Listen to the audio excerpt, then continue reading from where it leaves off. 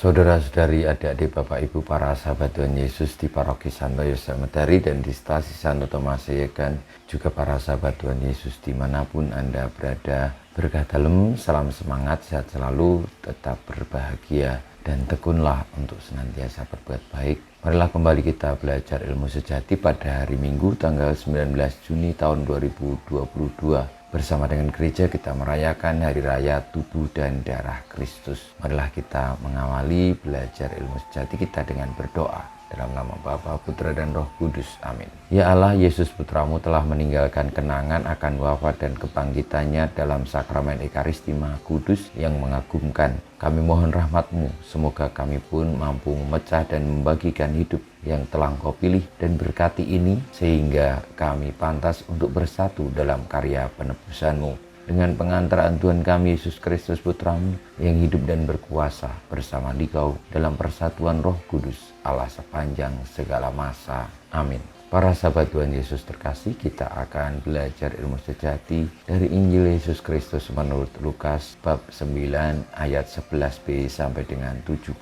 Sekali peristiwa Yesus berbicara kepada orang banyak tentang kerajaan Allah dan ia menyembuhkan orang-orang yang memerlukan penyembuhan. Pada waktu itu hari mulai malam, datanglah ke-12 murid kepada Yesus dan berkata, "Suruhlah orang banyak itu pergi, supaya mereka pergi ke desa dan ke kampung-kampung sekitar ini untuk mencari tempat penginapan serta makanan. Karena di sini kita berada di tempat yang sunyi." Tetapi Yesus berkata kepada mereka, "Kamu harus memberi mereka makan." Mereka menjawab, "Yang ada pada kami tidak lebih dari 5 roti dan 2 ikan, kecuali kalau kami pergi membeli makanan untuk semua orang banyak ini." Sebab di situ ada kira-kira 5.000 orang laki-laki. Lalu Yesus berkata kepada murid-muridnya, "Suruhlah mereka duduk berkelompok-kelompok, kira-kira 50 orang setiap kelompok." Murid-murid melakukannya dan menyuruh semua orang banyak itu duduk. Yesus mengambil 5 roti dan 2 ikan itu, lalu menengadah ke langit dan mengucap berkat. Kemudian membagi-bagi roti dan memberikannya kepada para murid, supaya dibagi-bagikan kepada orang banyak. Dan mereka semuanya makan sampai kenyang. Kemudian dikumpulkanlah potongan-potongan roti yang sisa sebanyak 12 bakul. Demikianlah sabda Tuhan, terpujilah Kristus. Para sahabat Tuhan Yesus yang terkasih, 2 minggu setelah Pentakosta, kita merayakan Hari Raya Tubuh dan Darah Tuhan kita Yesus Kristus, yang sekarang ini kita terima, kita alami di dalam perayaan Ekaristi.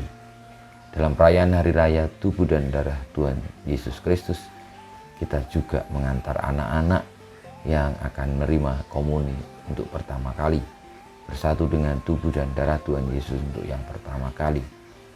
Memang bagi manusia biasa tidak mudah untuk memahami Yesus yang menyerahkan tubuhnya untuk makanan dan darahnya untuk minuman.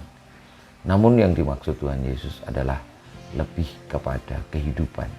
Manusia tanpa tubuh tidak bisa hidup. Manusia kehilangan banyak darah atau tidak punya darah juga tidak bisa hidup. Maka dua hal itu adalah unsur pokok kehidupan.